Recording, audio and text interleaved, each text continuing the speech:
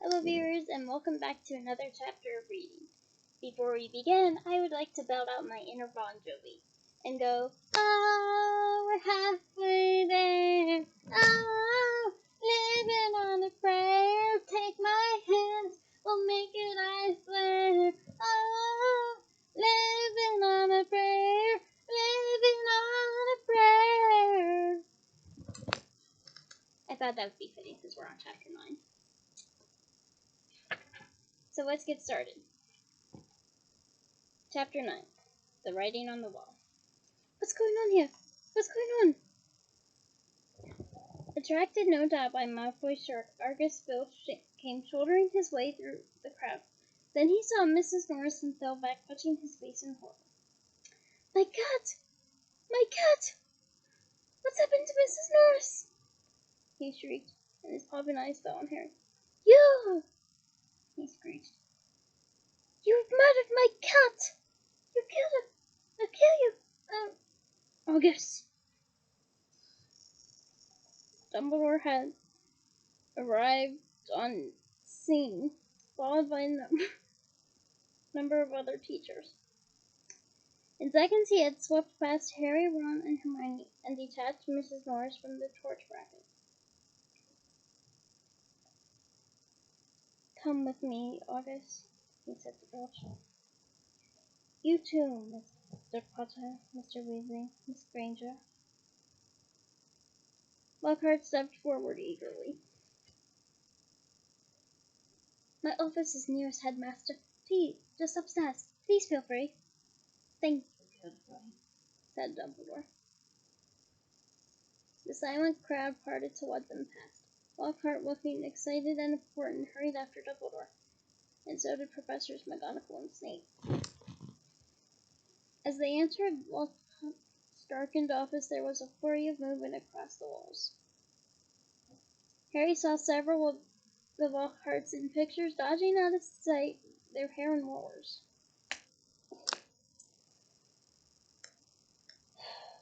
If you have short hair, why, like up to here, shall we say?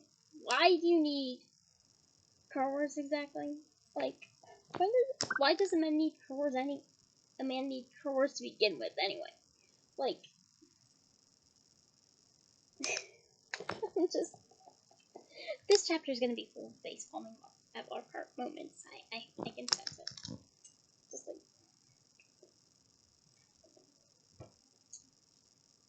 the real Lockhart lit candles on his desk and stood back.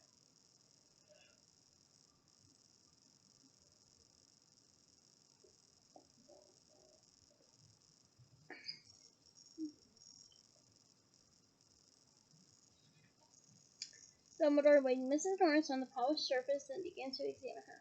Well, at least he's got good taste of desk wear.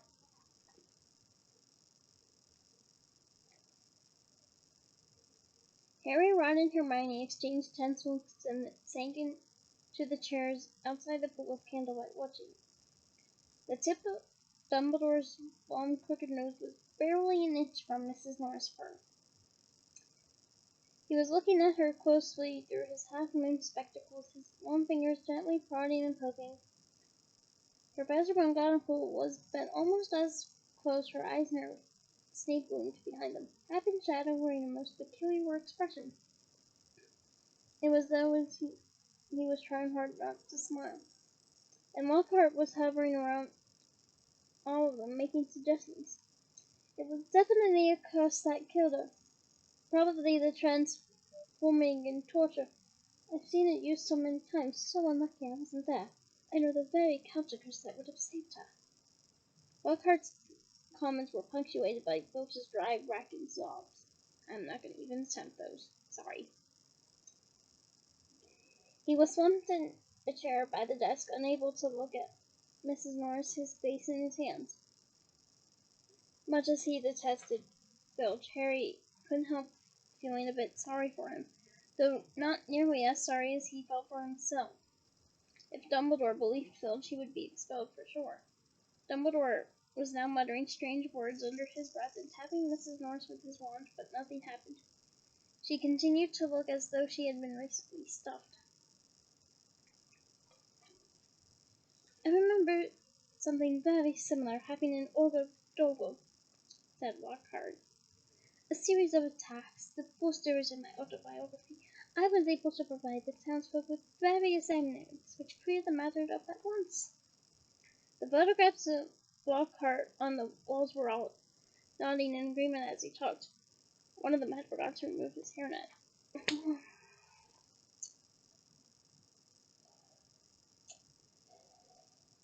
You normally wear a hairnet if you're wearing a wig. And then I warned you this is going to be full of baseball and Lockhart moments.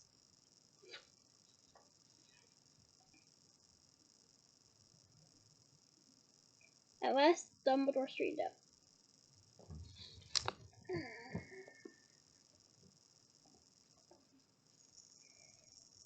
She's not dead, I guess, he said softly. Lockhart stopped abruptly in the middle of counting the numbers he had prevented. Not dead, choked Filch, looking through his fingers at Mrs. Norris. But why is she all stiff and frozen? She has been petrified, said Dumbledore. Ah, I thought so, said Lockhart. But how I cannot say. Ask him! Shrieked Filch, turning his watched and tear-strange face hair. No second year could have done this, said Dumbledore firmly. It would take dark magic of the most advanced. He did it! He did it! Filch spout, his pouchy face purpling. You saw what he wrote on the wall. He found in my office. He knows I'm a. Filch's face worked horribly. He knows I'm a squib. He finished.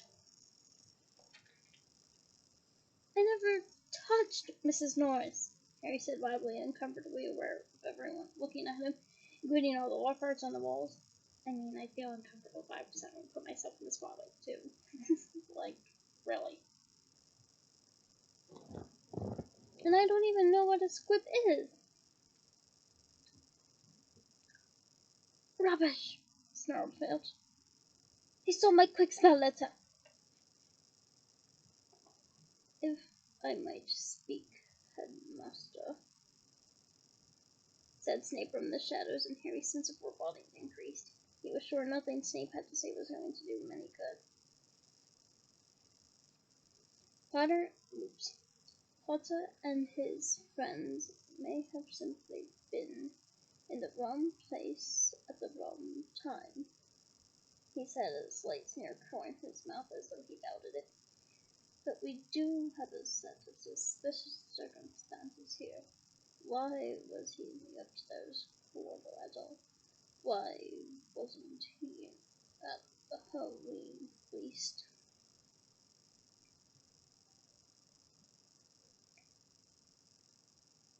Harry, Ron, and Hermione all launched into an explanation about the Death Day party. There were hundreds of ghosts. They'll tell you we were there. But why not joining the feast afterward? Said Snape, his black eyes glittering in the candlelight. Why go up to that corridor? Ron and Hermione looked at Harry. Because Harry said, his heart thumping very fast. Something told him it would sound very far-fetched. He told him he had been led there by a body whose voice no one but him could hear. Because we were tired and wanted to go to bed, he said, without any supper. Said Snape, a triumphant smile flickering across his round face. I didn't think ghosts provided food fit for living people at their parties. We weren't hungry, said Ron, oddly, as his stomach gave a huge rumble. Oh, Ron. Snape's nasty smile widened. So something I noticed the first time I didn't notice the first time I read, but now I'm noticing it. J.K. Rowling has capitalized the P in petrified unnecessarily. Like, why? That is not a walk for a moment, but improper grammar ticks me too. Like, J.K. Rowling, I applaud you and everything, but why did you capitalize the P in petrified?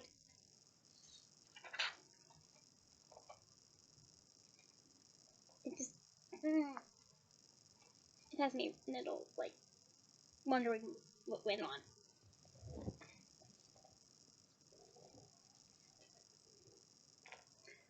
I suggest, Master, that Potter is not being entirely truthful, he said.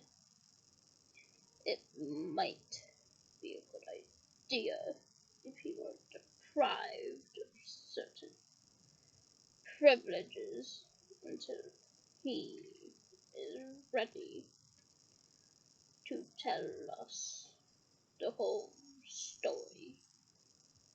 I personally feel he should be taken off the Gryffindor Quidditch team until he is ready to be honest. Really, Severus, said Professor McGonagall sharply, I see no reason to stop the boy playing Quidditch. This cat wasn't hit over the head with a broomstick. There's no evidence at all that Potter has done anything wrong. Dumbledore was giving Harry a searching look. His twinkling light blue gaze made Harry feel as though he were being x-rayed. Innocent until proven guilty. Severus. Oops, wrong voice. Wrong voice. I did that in Snape's. Oops. Oh, let me reread that, please. Innocent until proven guilty, Severus, he said firmly. Much better. Snape looked furious. So did Filch. My cat has been petrified! He shrieked, his eyes popping. I want to see some punishment! We will be able to cure her, Argus, said Dumbledore patiently. Professor Sprout has recently managed to procure some mandrakes. As soon as they have reached their full size, I will have a potion made that will revive Mrs. Norris. I'll make it, Lockhart butted in. I must have done it 100 times. I could whip up a magic restorative drop in my sleep. Excuse me, said Snape icily, but I believe I am the potion's master at this school. There was a very awkward pause. You may go, Dumbledore said to Harry, Ron, and Hermione.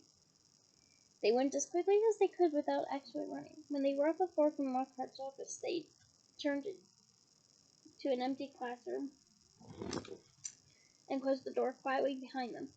Harry squinted at his friends' darkened faces. Do you think I should have told them about the voice I heard?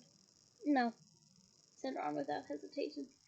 Hearing voices no one else can hear is such a good sign, even in the living room. Something in Ron's voice made Harry ask, You do believe me, don't you? Of course I do, said Ron quickly. But you must admit it's weird. I know it's weird, said Harry. The whole thing's weird. What's that writing on the wall about? The chamber has been opened? What's that supposed to mean? You know, it rings sort of a bell, said Ron slowly. I think someone told me a story about a secret chamber at Hogwarts once. Might ring a bell. And what's on earth's a squib? Said Harry. To his surprise, Ron stifled a laugh. Well, it's not funny, really, but as it's Filch, he said. A squib is someone who was born into a wizarding family but hasn't got any magic powers. Kind of the opposite of muggle-born wizards, but squibs are quite unusual. If Filch trying to learn magic from a quickstep horse, I reckon he must be a squib. It would explain a lot, like why he hates students so much. Ron gave a satisfied smile. He's better. A clock chimed somewhere. Dong! Midnight, said Harry. You better go get to bed before Snape comes along and tries to blame us for something else.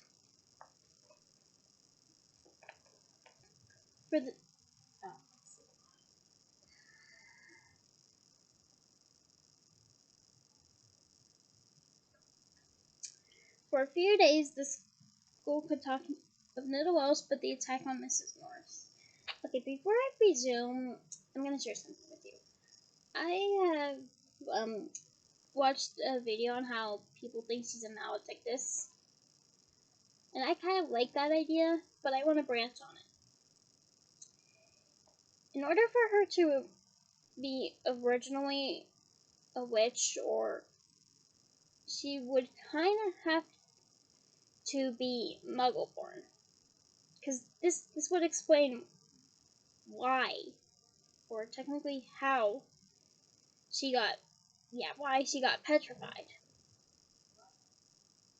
Do you see what I'm saying, anyone? I'm eager to know your thoughts. But I just wanted to branch on that in a little bit while I'm thinking of it. So let's resume. Bill kept it fresh in anyone. Much better. Bill kept it in everyone's minds by pacing the spot where she had been attacked as though he thought the attacker might come back. Harry had seen him scrubbing the message on the wall with Mrs. Gower's all-purpose magical mess remover, but to no effect. The words still gleamed as brightly as ever on the stone.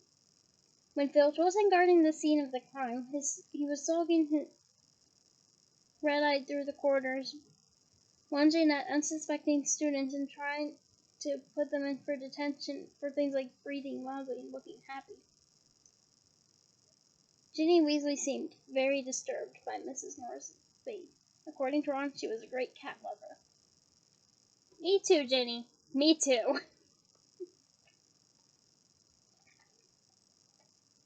Like, really, the first installment of this project features my cat, Corinne, if I remember correctly. So if that does not scream I'm a great cat lover, then I'm a proud cat lover, everyone.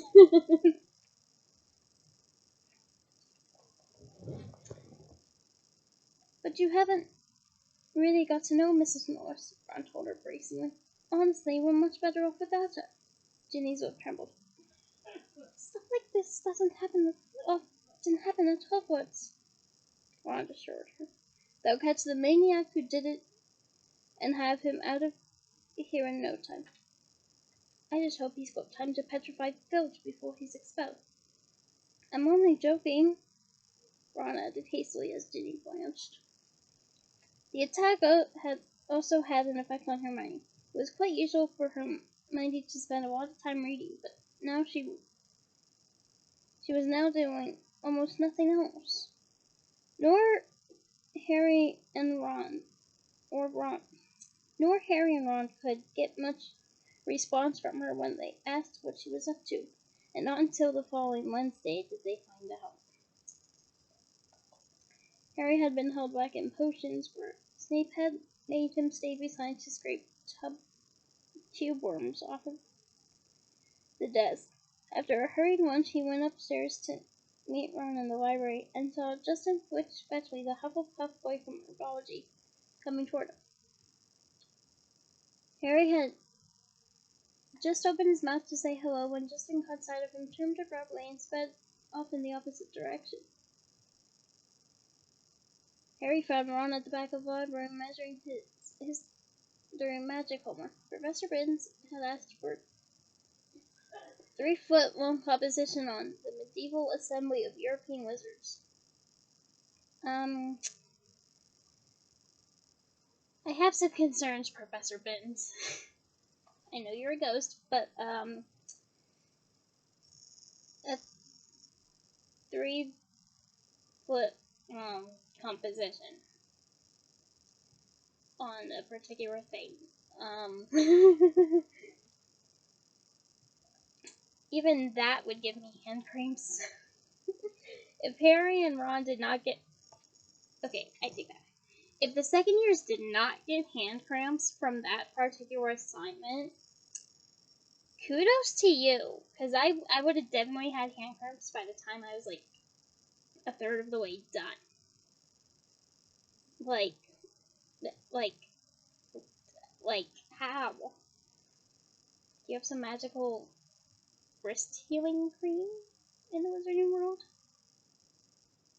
that would cure you of any feelings of soreness? No? Maybe? Something to ponder about. I still don't believe it. I'm still 8 inches short, said Ron furiously, letting go of his parchment, which sprang back into a roll.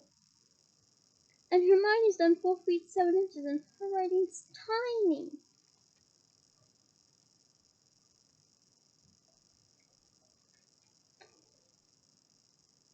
Where is she? Asked Harry, grabbing the tape measure and unrolling his own homework. Somewhere over there, said Ron, pointing among the shelves. Looking for another book. Think she's trying to read the whole library before Christmas. That'd be a good resolution to have, honestly. Harry told Ron about Justin Woods fatuously running away from him. Don't know why you care. I thought he was a bit of an idiot, said Ron scribbling, making his writing as large as possible. All that junk about Lockhart being so great.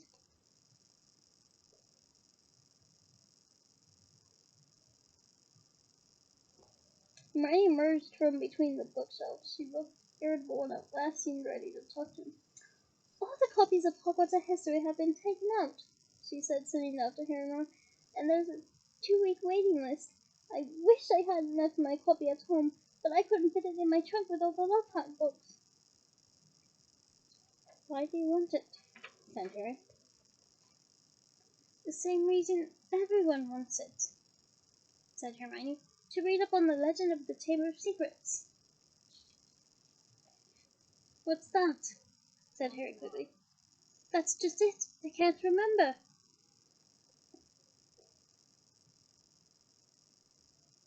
Said Hermione, biting her lip. And I can't find the story anywhere else. Hermione, let me read your composition, said Ron desperately, checking his watch.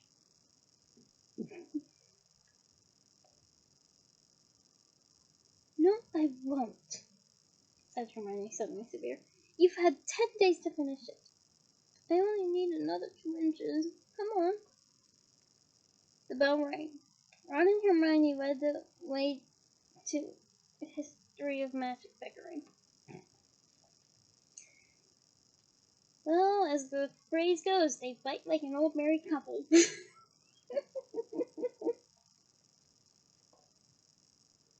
History of magic was the dullest subject on their schedule. Professor Binns, who had taught it, was their only ghost teacher, and the most exciting thing that had ever happened in his classes was his entering the room through the blackboard. Ancient and shriveled, many people said he hadn't noticed he was dead. He simply got up to teach one day and left his body behind him in an armchair in front of the staff room fire. His routine had not varied in the slightest sense. Today was boring as ever. Professor Binns opened his notes and began to read in a flat tone like old vacuum cleaner until nearly everyone in the class was in a deep stupor, occasionally coming to long enough to copy down a name or date, then falling asleep again. He had been speaking for half an hour when something happened that had never happened before. Hermione put up her hand. Professor Binns glanced up in the middle of a deadly dull lecture on the International Warlock Convention of 1289, looked amazed. Miss, Granger, Professor. I was wondering if you could tell us anything about the Chamber of Secrets," Hermione said in a clear voice. Dean Thomas, who had been sitting with his mouth hanging open, gazing out the window, jerked out of his trance. Lavender Brown's head came up off her arms, and Neville Longbottom's elbow slipped off his desk. Professor Binns blinked. "My subject is history of magic," he said in his dry, wheezy voice. "I deal with facts, Miss Granger, not myths and legends." He cleared his throat with a small noise like chalk snapping and continued. "In September that year, a subcommittee of Saturnainian sorcerers—" He stuttered to a halt. Hermione's hand was waving in the air again. "Miss Grant, please, sir, don't legends always have a basis in fact?" Professor Binns was looking at her in such amazement. Harry was sure no student had ever interrupted him before, alive or dead. "Well," said Professor Binns, "yes, one could argue that, I suppose." He peered at Hermione as though he had never seen Miss Room properly before. "However, the legend which you speak is such a very sensational, even ludicrous tale." But the whole class was now hanging on Professor Binns' every word. He looked dimly at them all, every face turned to his. Harry could tell he was completely thrown by such an unusual show of interest. "Oh, very well," he said slowly. "Let me see. The Chamber of Secrets. You all know, of course, that Hogwarts was founded over 1,000 years ago. The precise date is unknown. By the four greatest and witches and wizards of the age. The 4 schoolhouses are named after them: Godric Gryffindor, Tabitha Hufflepuff, Rowena Ravenclaw, and Salazar Slytherin. They built this castle together, far from prying Muggle eyes. For it was an age when magic was feared by common people, and witches and wizards suffered much persecution." He paused, gazed wearily around the room, and continued.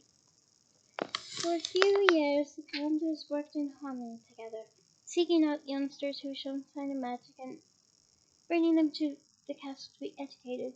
But then disagreements sprang up between them. A rift began to grow between Slytherin and the others. Slytherin wished to be more selective about the students admitted to Hogwarts. He believed that magical learning should be kept within all magic families. He disliked taking students of Muggle parentage, believing them to be untrustworthy. After a while, there was a serious argument on the subject between Slytherin and Gryffindor, and Slytherin left the school." Professor Binns paused again, pursing his lips, looking like an wrinkled old tortoise. "Reliable historical sources tell us this much," he said, "but these honest facts have been obscured by the fanciful legend of the Chamber of Secrets. The story goes that Slytherin had built a hidden chamber in the castle, of which the other founders knew nothing.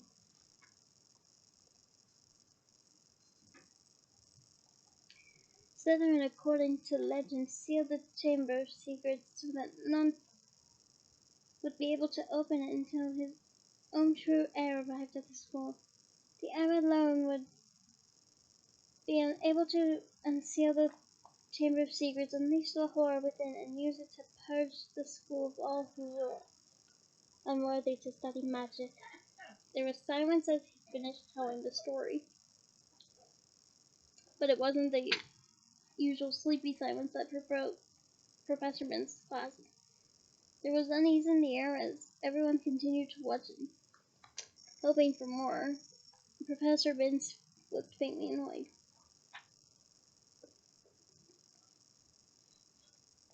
"The whole thing is an arrant nonsense, of course," he said. Naturally, the school has been searched for evidence of such a chamber many times by the most learned witches and wizards. It does not exist, a tale told to frighten the gullible. Hermione's hand was back in the air. Sir, what exactly do you mean by the horror within of the chamber?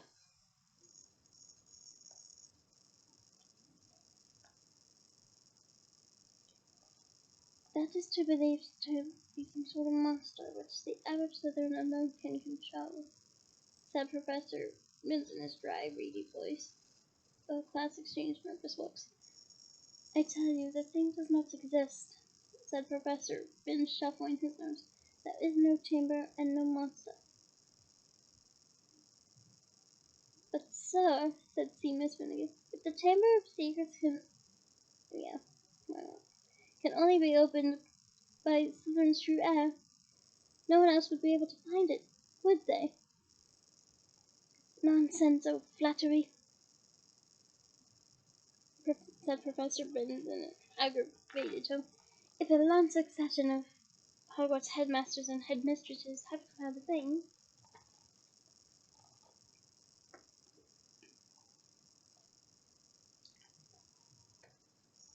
but Professor, piped up Harvey Heapito, you'd probably have to use dark magic to open it.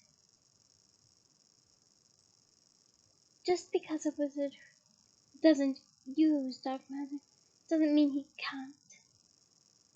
Miss Pennyfeather, snapped Professor Binns. I repeat, if the likes of Dumbledore... But maybe you've got to be related to Slytherin.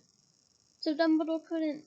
began Dean Thomas, but Professor Binns said, no. That will do, he said sharply. It is a myth. It does not exist. There is not a shred of evidence that Slytherin ever built such as a secret broom cupboard. I regret telling you such a foolish story. We will return, if you please, to history, to solid, believable, verifiable fact. And within 5 minutes, the class had sunk back into its usual torpor. I always knew Salazar Slytherin was a twisted old beneath. Ron told Harry and Hermione as they fought their way through the teeming corridors at the end of the lesson to drop off their bags before dinner. But I never knew he started all this pure blood stuff. I wouldn't be in this house if you paid me. Honestly, the Sorting Hat tried to put me in Slytherin.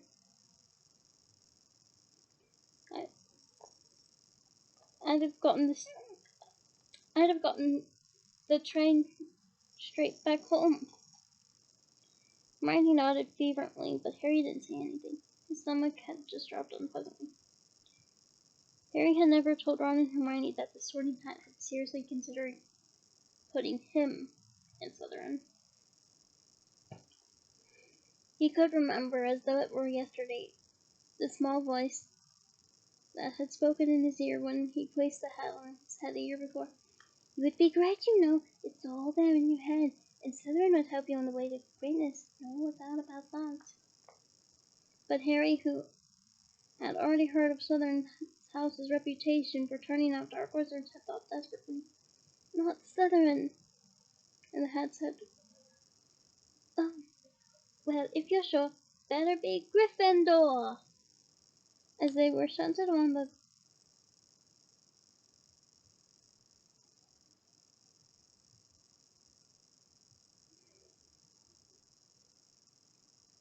hallway, Colin Creevey went past. Hiya, Harry. Hello, Colin, said Harry automatically. Harry, a boy in my class has been saying you're... But Colin was so small he couldn't fight against the tide of people bearing him toward the great hall. They heard him squeak, say it, Harry, and he was gone. What's the boy in his class saying about you? Oops. What's the boy in his class saying about you? Hermione wondered.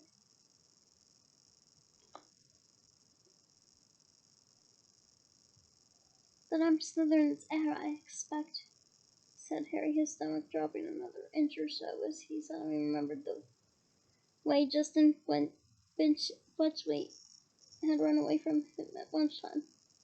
People here will believe anything, said Ron in disgust.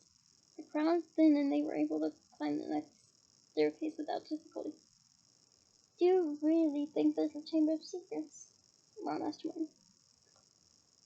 I don't know, said Ron.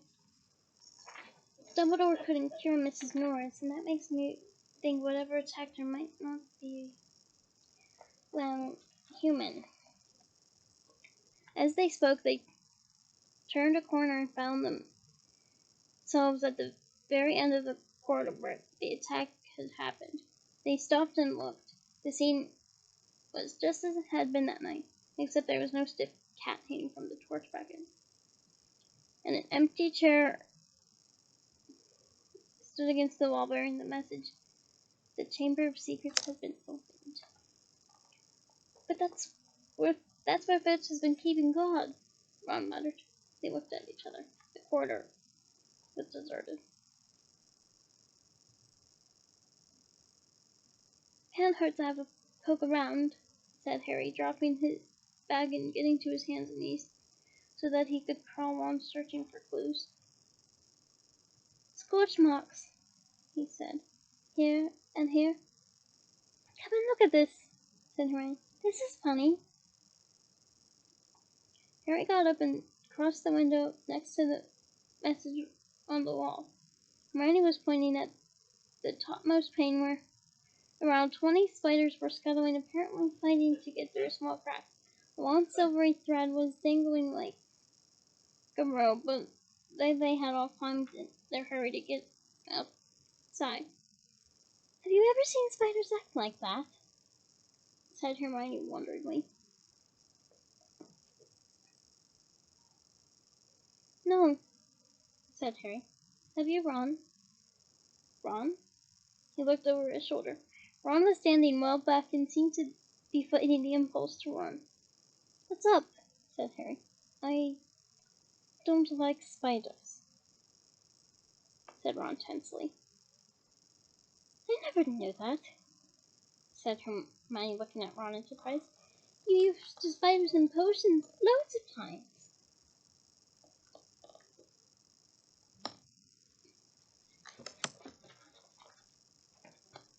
I don't mind them dead, said Ron, who was carefully looking anywhere but at the window. I just don't like the way they move. Hermione giggled. It's not funny, said Ron fiercely. And you're right, phobias are not funny. Trust me, I have some myself. If you must know, when I was 3, a friend turned my teddy bear into a great big filthy spider because I broke his toy broomstick.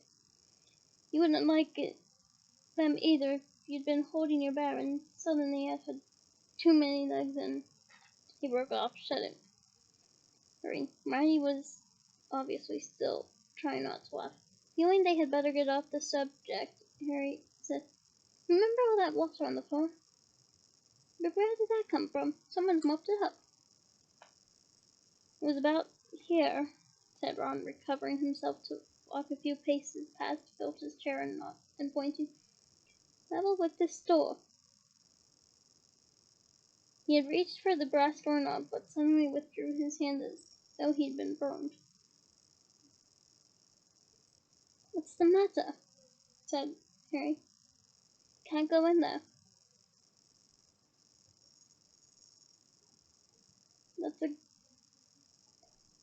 Said Ron gruffly. That's a girl's loo. Oh, Ron, there won't be anyone in there, said Hermione, standing up and coming over. That's Moaning Myrtle's place. Come on, let's have a look. And ignoring the large out of order sign, she opened the door. It was the gloomiest, most depressing bathroom Harry had ever set foot in. Under a large, cracked and spotted mirror were a row of chipped sinks. The floor was damp and reflected the dull light given off by the stubs of a few candles burning low their holders. The wooden doors to the stalls were flaking and scratched, and one of them was dangling off its hinges. Hermione put her fingers to her lips and set forward to the end of the stall. When she reached it, she said, "Hello, Myrtle. How are you?" Harry and Ron went to look. Moaning Myrtle was floating above the tank of the toilet, picking a spot on her chin. "This is a girl's bathroom," she said, eyeing Ron and Harry suspiciously. "They're not girls." "No," Hermione agreed. "I just wanted to show them how nice it is in here." She waved vaguely at the dirty old mirror on the floor. "Ask her if she saw anything." Harry mouthed at Hermione. "What are you whispering?" said Myrtle, staring at him. "Nothing," said Harry quickly. "We just wanted to ask." "I wish people would stop talking behind my back," said Myrtle in a voice choked with tears. "I do have feelings, you know, even if I am dead." "Myrtle, no one wants to upset you," said Hermione. "Harry only—" "No one wants to upset me. That's a good one," howled Myrtle. "My life was nothing but misery at this place, and now people come along ruining my day." "We wanted to ask you if you've seen anything funny lately," said Hermione quickly, "because a cat was outside, right outside your front door on Halloween. Did you see anyone here that night?" "I wasn't paying attention," said Myrtle dramatically. "Peeves upset me so much that I came in here and tried to commit suicide. Then, of course, I remembered that I'm already dead," said Ron happily. Myrtle gave a tragic sob. "I'm not going to attempt." Rose up in the air, turned over, and dived headfirst into the blue, splashing water all over them and vanishing from sight. Although the direction of her muffled sob, she had to come rest somewhere in the U-bend.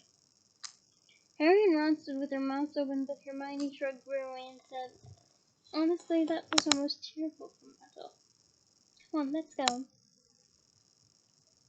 Harry had barely closed the door on Myrtle's gurgling sobs when a loud voice made all three of them jump.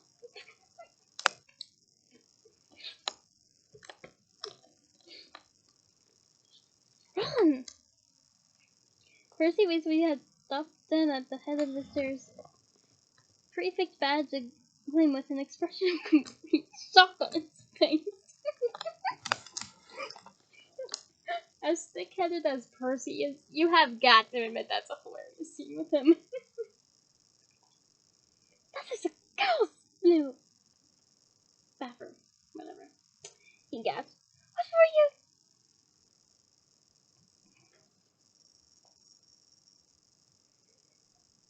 "Just having a look around," Ron shrugged. "Clues, you know." Percy swallowed in a merry that reminded Harry forcefully of Mrs. Weasley. "Get away from that!"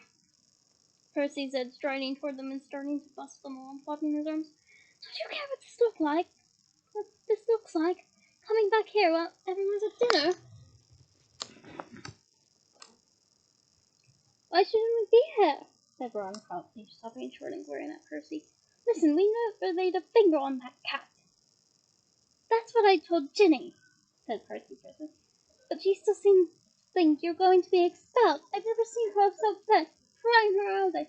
You might think of her. All those first years are thoroughly overexcited about this business." "You don't care about Ginny," said Ron, whose ears weren't now reddening. "You're just worried I'm going to mess up your chances of being head bullet."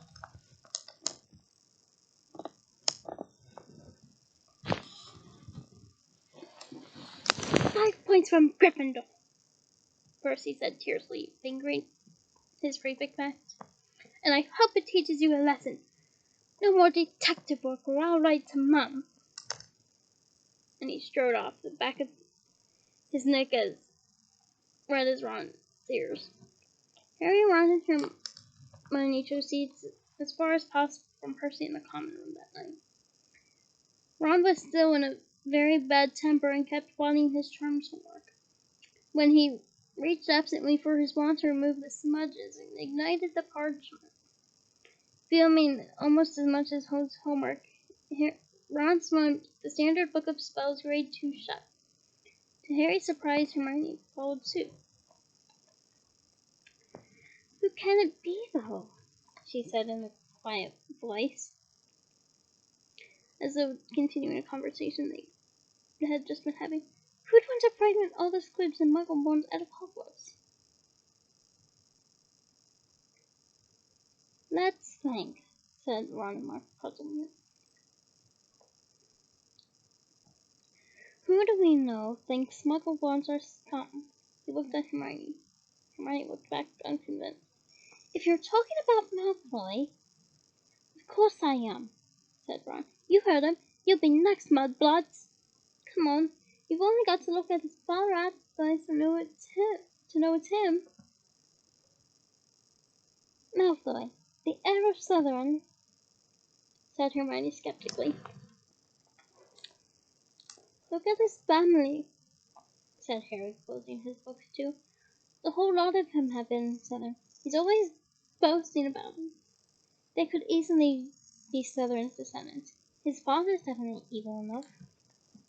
Fun tidbit, there is one family member of Draco's that's not in Slytherin. I'm not going to give any spoilers. Sorry. They could have had the key to the Chamber of Secrets for centuries, handing it down, father to son. Well, I suppose, said Hermione cautiously, I suppose it is possible. But how do we prove it? Said Harry darkly.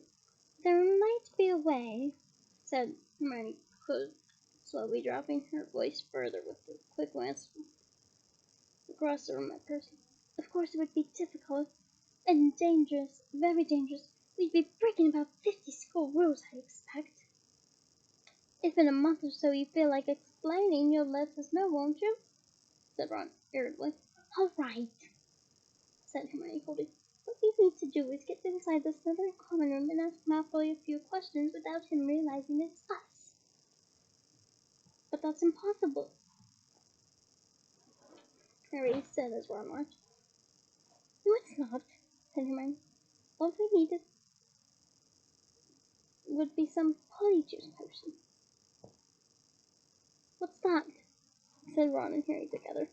I mentioned it in class a few weeks ago. Do you think we got nothing better to do in potions than listen to Smite? Muttered Ron. It transforms you into somebody else. Think about it. We could change to 3 of the Slytherins. No one would know it was us. Malfoy would probably tell us anything. We'd probably be boasting about it in the Slytherin common room right now. If only we could hear him. This Polyjuice stuff sounds a bit dodgy to me, said Ron frowning. What if we're stuck looking like the 3 Slytherins forever? It wears off after a while, said Hermione, waving her hand impatiently. But getting hold of the recipe will be very difficult. Snape said it was in a book called Most Potent Potions, and it's bound to be in the restricted section of the library. There was only one way to get a book out of There was only one way to get out a book from the restricted section. You needed a signed note of permission from a teacher.